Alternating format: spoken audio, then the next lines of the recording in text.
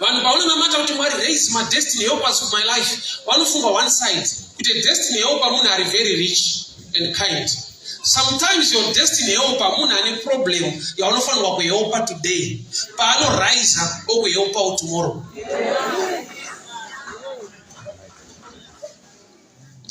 Destiny helper murume uyu imhinduro ihelp kuna David, but David anofanira kutanga ahelpa help yake.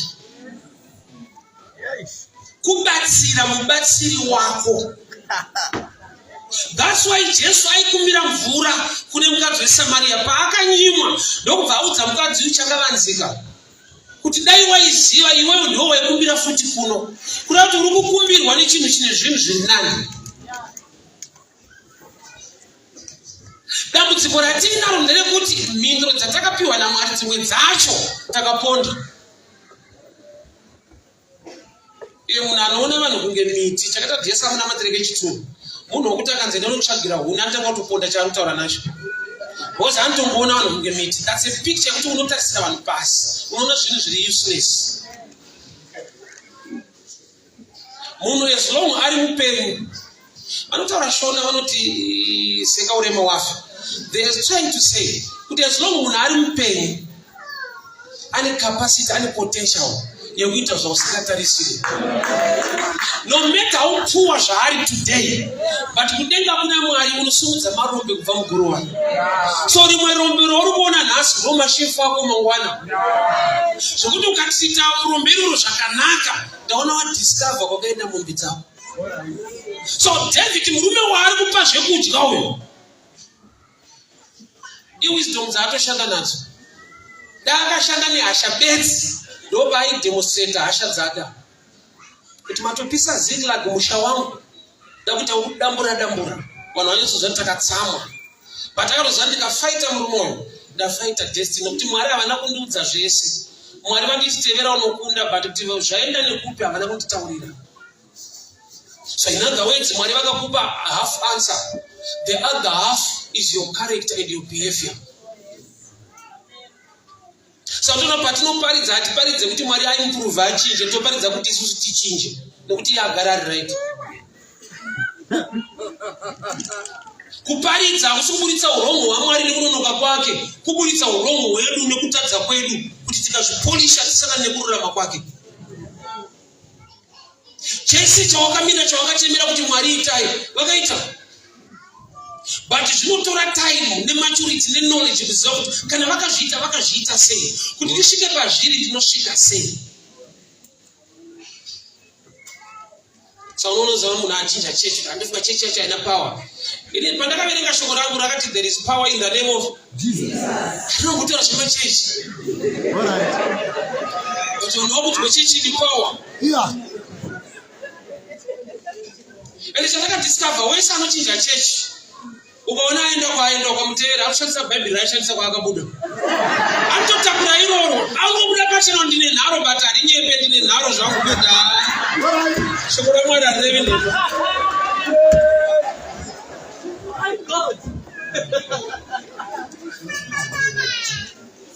Mwari atonamata ndianonamatwa kuona imuro kwauda kuenda.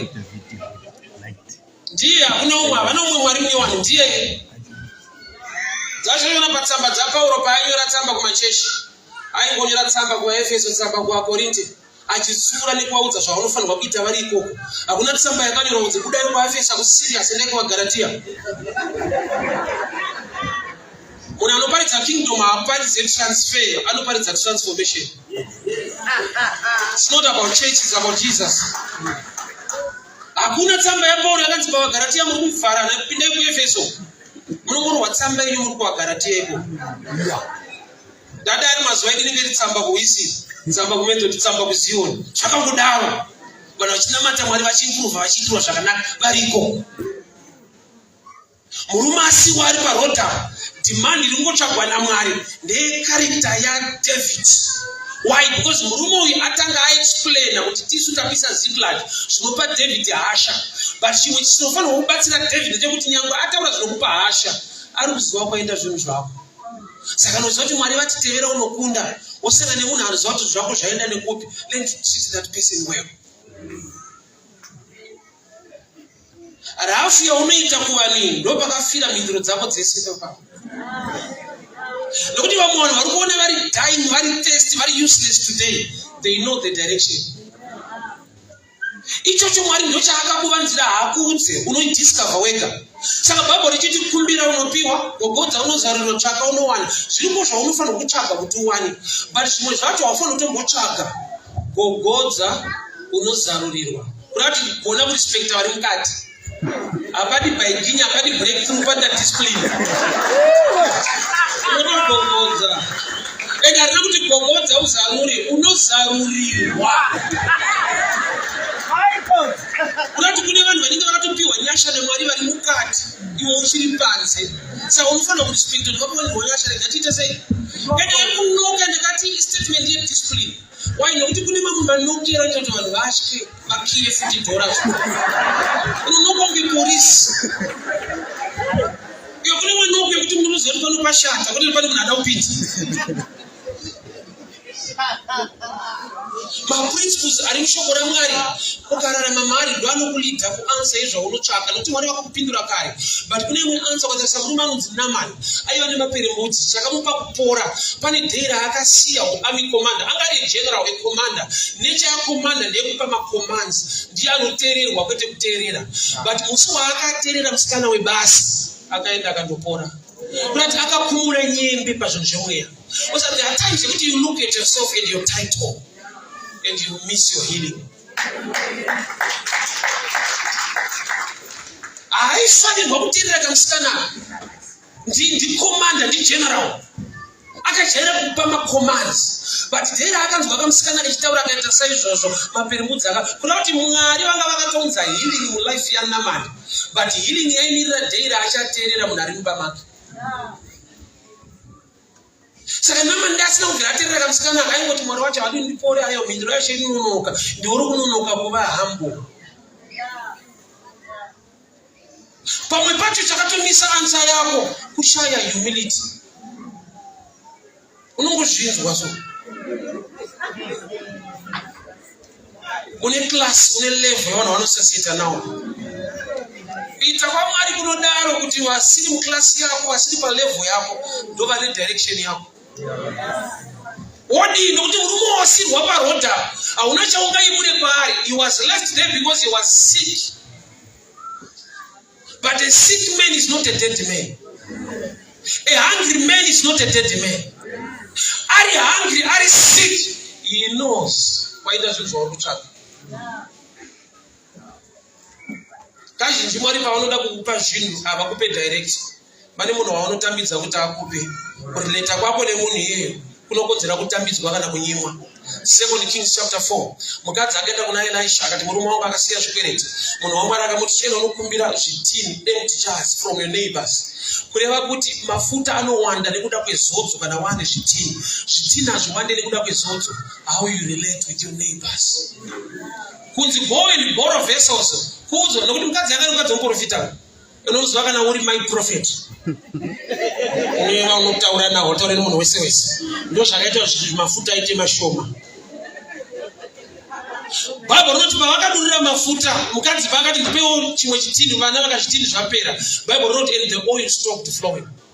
Which means mafuta haana kumira nokuti munhu waMwari haana power. Akamira nokuti zvitini zvapera. So number yezvitini iri determined neyo character of society.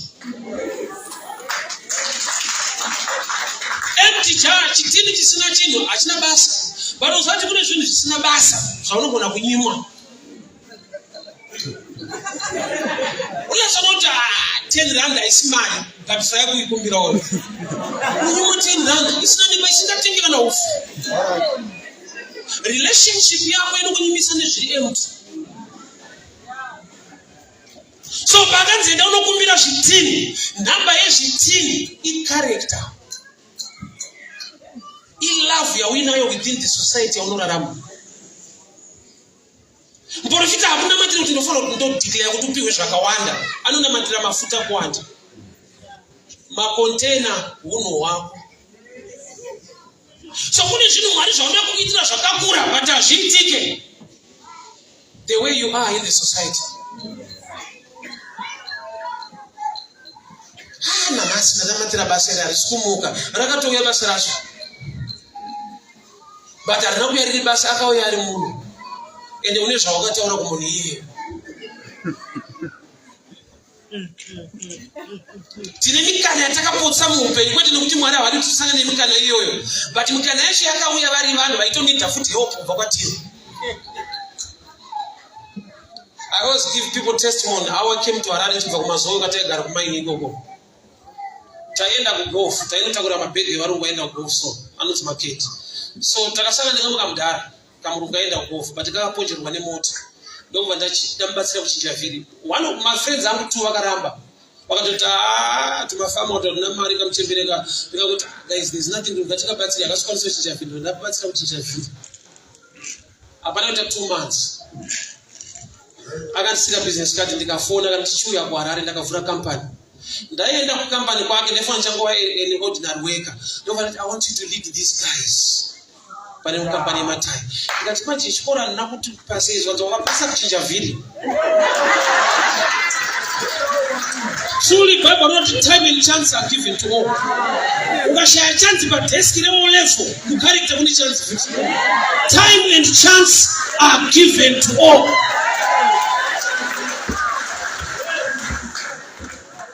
Takatungamirira vanhu vakafunda nokuchinja vhiri chete.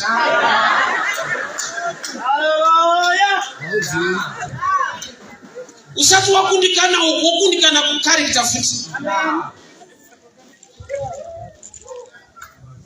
Murume akasema nikanai parod yange itori straight answer yariiswa naMwari vachida kuona kuti how you behave towards people who are sick, who are hungry. Munhu vari kubatsira today ndo breakthrough yako tomorrow. Iyo pfungwa yako ndekuti madestiny helper vanhu vari rich. Some havasitati vari rich ari madestiny helper ako. Vanhu vekutoti ukabatsira nhasi unotombokanganwa but pane gore raunozosangana uri desperate ari pa better position. Unozoona kuti Mwari shuwa vakaunza munhu mulife mangu for a reason. Mbavha pamuchinjikwa yakati kuna Jesu Ishe kana makuya mumambo nyimutirangarire. Jesu akati zviro kwazvo tikuenda tese kuparadise. I promise you today tichaenda newe kuparadise. Sei Jesu akapa mbavha answer right there. Iwe ausitsotsi. Mindura yesikuya. Mbavha pamuchinjikwa. Yakati Ishe mundirangarire zvikanzi nhasi chaitokera. Ipapo. Chakagonekwa nembavha chinhu nakutarisira kuti vese vari pacross. Akaita see beyond the cross. Akaona kuti nyangwe murume ari patight ndichefa. Akatoti Ishe kumunhu akarovererwa saiye. Mwari pane paanounza mhimuro mulevel yekuti unofunza kuti munhu haana basa. Kukumbira kurangarirwa nemunhu ane zvipikiri, ane korona yemidzwa mumusoro, ari kupfirwa mate, ndiye wakati Ishe. Ndokuti Jesu zvakamuchallenge kuti munhu anoona. Ndopandakabata shoko kuti yange iri mbavha zvichiwa inoona. Mbavha manje. Obira vanhu property, obadenga racho futi.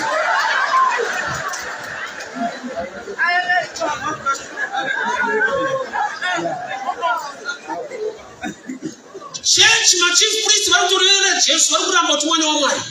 But kune tsotsi rinyatsona kuti chechi apa yapotsa ndichefa. Ishe mundiranga zvatirikuita.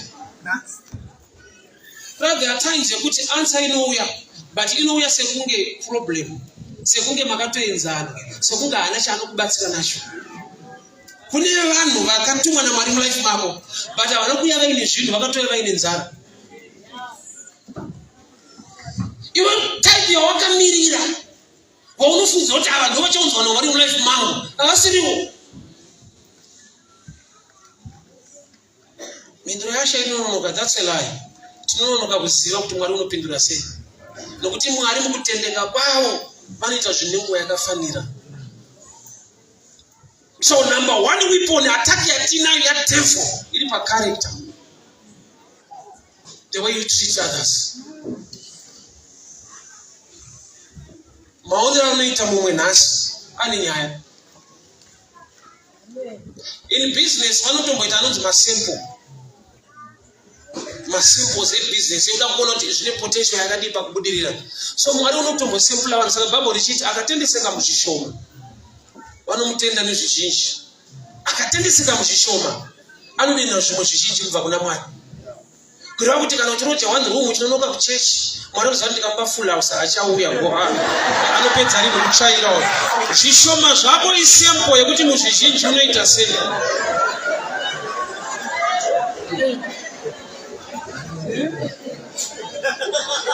Ndizona ndikabatikana nemabasa empamba mu1 room imo. Full house kutoregera nechechi yacho.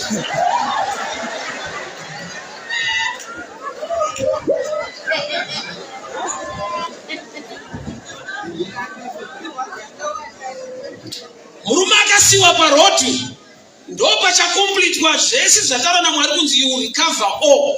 All yako yakavigwa pa character. Saka David asati recover all akakonzera murume uyu to recover. Anga ine nzara ndiye akatanga ku recover. So Mwari vakafunga kukurwira unofunga kuti vari kukurwisa. Unenge wapedza kubirwa mari wavharwa maraunda kutamba kunyika woya kuchechi utoti Mwari anokusumudza urambe wakadaro anofumisa. Unyasona kuti pandau yako iri right. Vachipedza kuparidza iyo vanzi Simon ndi unotono ndakupedziswa vakuti shoma yasara. Vane basket nakamirira yasiwa iyo.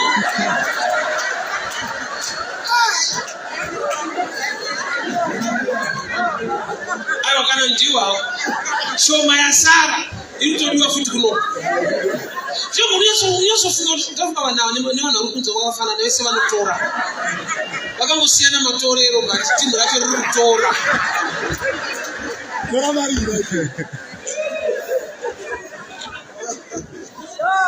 Tina mai vanondichallenge the book of Samuel. Mukadzi unonzi Hana. Hana akati Mwari mukandipa mwana ndosiya pano. Penina ive nevana hope. Achaite. Siye kana one pachechi. Vana vapenina ndivo kudada nawo kumaraini. Anini chechi. Kuchechi aitoenda. Aitopinda pashino paitopindwa nawo. But kuna akati Mwari mukandipa mwana ndosiya pano. Mumwana 5 asi. Ndoba ndakadiscover issue giving aisiye nyaya yekuti unazo. Inyaya yekuziva. Anosire mwana iko kumba kuine nyaya. Kuna kuti anga azvibvisa mucompetition napenina. And revelation ane shungu nemba yaMwari. Chichaona chamudena anotoziva kuti chakandipa kugara mumarriage ndisina mwana mumwe wangu ane vana ndisiri kurambwa. Mwari akandichengetera nemba yacho. Saka haichengetwe nekuti ndine mwana yakachengetwa naMwari even ndisina mwana. Saka iyo yandakaitirwa naMwari iyo ndakuitsiva pano. Ende chakasika kumubatsira ndibishop wake. Bishop wake vakamutuka paaina mata. Vakamuti uyu mukadzi unobatwa newaini kudaro enda kuchita kwaso. Haana kuencouragwa paita prayer. Chanzi bishop eni vakamutarisa vakati too much wine unodhakwa. Ndopa akava nerevelation painsult. Chicha akaziva. Chakamupa kuti Mwari mukandipa mwana ndosiya pano. Angaona kuti ipo pano pacho hapasina mfundisi pangotukwa vanhu. Saka Mwari ndakuwanira replacement yenyu yakanaka kwazvo.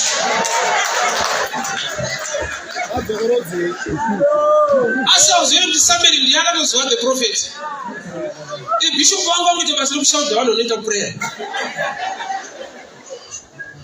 Akangoshaudha vanhu Mwari chua ndotone nemiwo futi hamuna mufundisi. Ndipei mwana ndikupei pastor. Pana vasina pastor tungoshaudwa.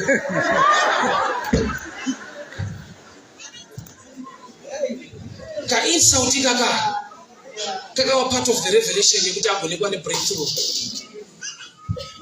Mendero yaloti Mwari vakanonoka nayo haina mbononoka. Wakanonoka kuziva. Wakatadza kuita zvinokupa a complete zvinokomplete answer yako. Chonoti apa musheti kagore nouya he is the same yesterday, today and forever. Mwari haataimire season kana nyika kuti akukomborere. The God of the wilderness is also the God of Canaan. And the greatest blessing yaMwari indaikufunza kuti iCanaan.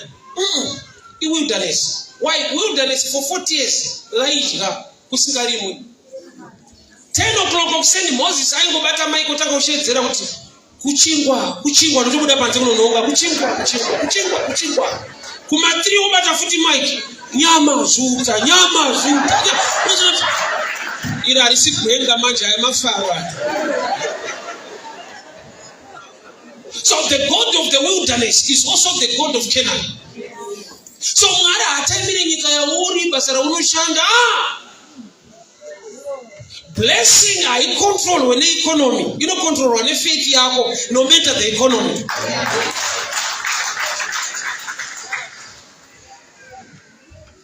Profita akambonyimwa chikafu nevana vanogara kubako corrugation bine vanhu mwari vakapota vachituma makungu nechingwa nenyama.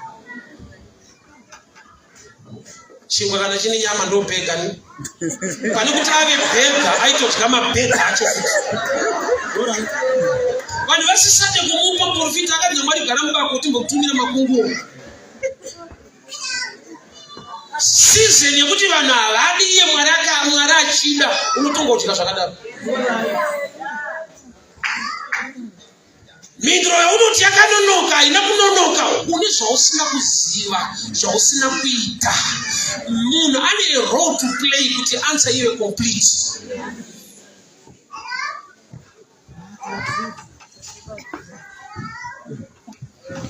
Mukorona wakomana wacho hasi kuroora. Iwe hauna kuona remote yanga yakasungirirwa mabhaluni. Kwakuchishata munhu kanasi. Mukore uno. Pamwe pacho nokuchingozvivhara ugozvishingisa so. Hazvisizvo, ita research yako zvakanaka. Ndakati ukangopinda mubhucha ukangoona mune nzondora. Isaine kuti huku yacho yanga iriko. Mukore uno. Kuna adya huku akakupa tsoka mukore uno.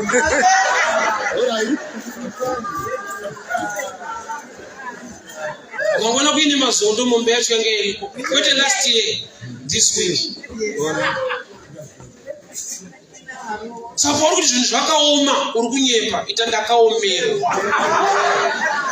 Wachinokuwanisa nzondora ihuku yadyiwa nemombe mukore uno.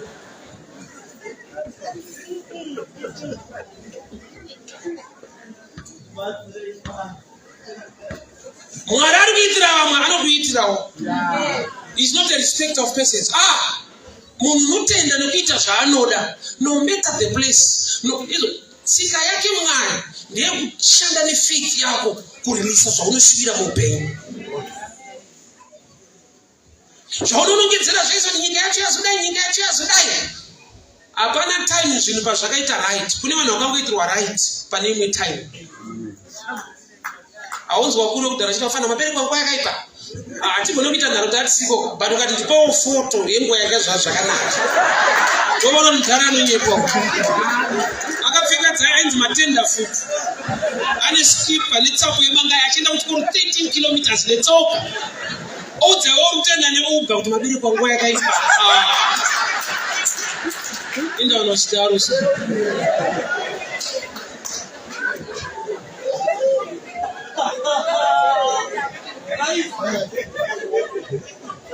Pane zvakaiswa munzira yako zvausina kunyumwa kuti Mwari aunza munhu for a reason. Ari kutambura hake but sei Mwari vani connecta nemunhu ari kutambura kudai. Iwe unotoona secase unoona sekunge unochiti why me sei Mwari ari kuunza vanhu vari useless pandiri.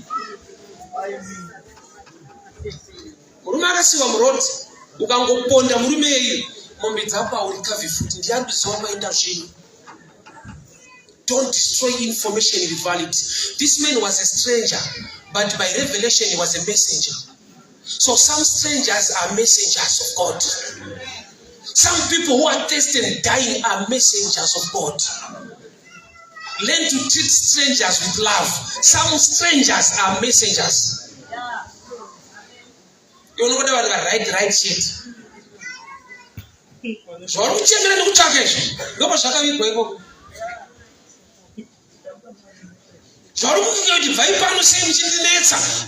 Blessing no opportunity yako. Saka unozoka kubura uchiti Mwari ndikomborere, vanoshamba kuda kukomborerwa sei? Kangani. Why noda kuti makomborero ako pataka release. Yo wakatreata sema problems. Saka dzose Maria anoti kuna Jesu takamirira Messiah. Messiah akauya achatidza chokwadi, achitotaura na Messiah. Iye achiti manje wedu takatoita kumirira. kunyima unotomirire zviripo. Alright. Akamunyima akamvura. Ndobva zvati takamirira Mesaya. Kunyima kunowanzokupotsesa zvinhu zviripo. Mwari aitofunga kukomborera, unoswera wakazvimirira, nokuti kukomborerwa kwacho kwakavigwa mukupa chauri kuchiseka.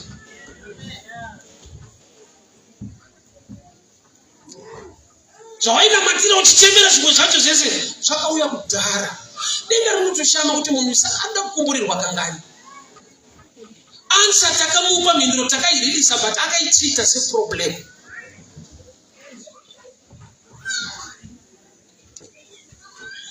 Kana une mukana wokuitira munhu zvakanaka, shandisa mukana wese semukana waunzwa naMwari. Shandisa mukana wose mukana waririswa naMwari muupenyu hwako. Nokuti some strangers are messengers. Some thirsty people and sick people are messengers of God. You never know kuti zvawainamatira munhu ari mupati yedestiny yako.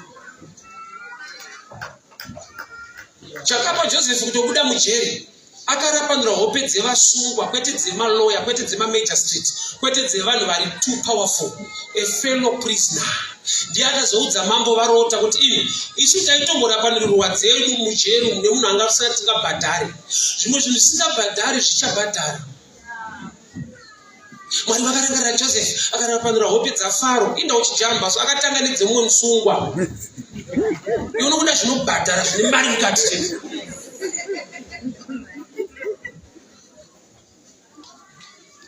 Zvaunochemera zvinobhadhare zvinotanga zvisingabhadhare. Hope dzemumwe musungwa hazvina zvadzinokupa is a fellow prisoner sewe. Haasi lawyer, haasi magistrate. But Joseph nekuti angade gift to interpret, akatanga kuita showcase gift yake kuvanhu vari useless. But vakataura zita rake kumunhu ari useful.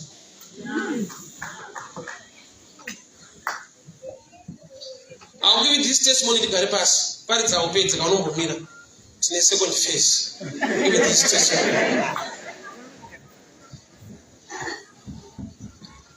One day I was ministering in a street pana fest. Ndofunga maclips kuna fest. Andri pana fest street paina ya mvura. So kana kuchinaya apana shade iripo ndeye side memashops. So vanhu vakamira kuside meshop. Munhu vane batira umbrella ndichiparidza. Murume ndobva adarika nepo. Ndobva andoona. Ndobva aenda 2021 to 2022 time of COVID. I received a call. Nemwe mudhara sozwa ndoda kuti uye kuoffice kwangu. I was scared because yaingova number iri stranger. Ndinhu zvakangokuti ndondishumba. Uya pa 10th floor pa bank rinonzi Medbank. Toda kukuona. I saw you preaching one day kuchinaya. So zvangoya mind mangu kuti timbotaura tese. Zvakanditira zvakanaka. Murume is a Seventh Day Adventist. Sabata nofona iziva. Alright. Vanhu vari correct zvekudaro zvokuti vamwe isi vari wrong. Serious.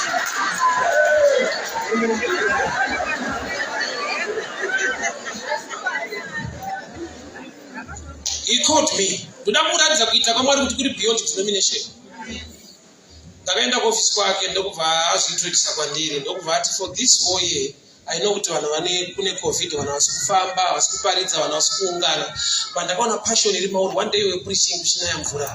So Mwari vataura mandiri for this whole year vanhu vakagara kuti kune COVID. I want you to be on salary for the day. He owns a bank, asingaroti. Ndiye muri bank that. Ofara ripanasa just almost don't Metropolitan Bank. That was Dr. Inoki Kamushinda. Akandisa salary for the year. Inda munhu wakabatsira ndiri kulipuwa kugara zviripo zveshora. Kugara chai. Uchingori maindwa nedate nzi yako mari yemtoro yako mari yemtoro wakagara. But pandakamira parodi vanhu asikaparidze kuti Mwari uri kutirekera kuti munhu waMwari. Ndakamboita Mwari zvavanga vataura. Vakaita zvandasingafungidzira. Sometimes unoparidzira vasingakutendi asi Mwari unotenda basa rake. Iona uri busy kutsvaga maplatform. Salary yegore afika kune platform ingazvigone. for the whole year. Hazvigoneki. Murume akaita zvakakura handingazvitauri zvese zvakanyanya. Alright, I'll give you this one. Angari mastands mamwe anoita zvedzimba kune mastands 3 kuborote. I want to give you one stand crowing. Wadamzoka mawana kuseni people yekaita wadamzoka kumbandani mapapers eland.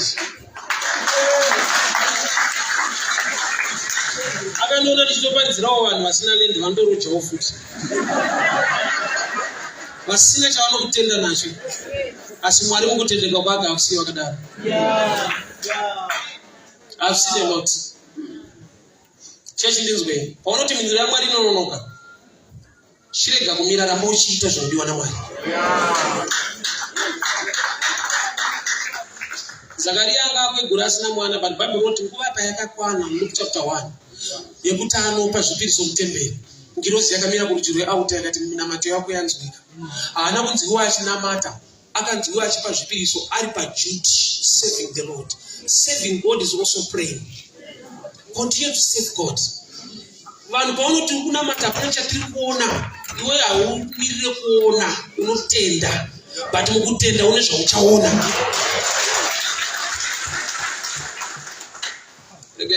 Father, we thank you for your word. We thank you for your grace. Mazvita Mwari nokuti mhinduro dzenyu dzakadzika dzikauya muupenyu hwedu. Shoko renyu ngaritibatsire to sharpen our character.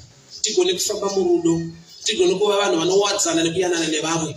Tiregere Baba kuuraya nekuponda pane direction, pane blessing yedu. Takupai mbiri nokukuremekedzai muzita raJesu. Amen. God bless you. Reganjare nguva kuna vandipa mazvita.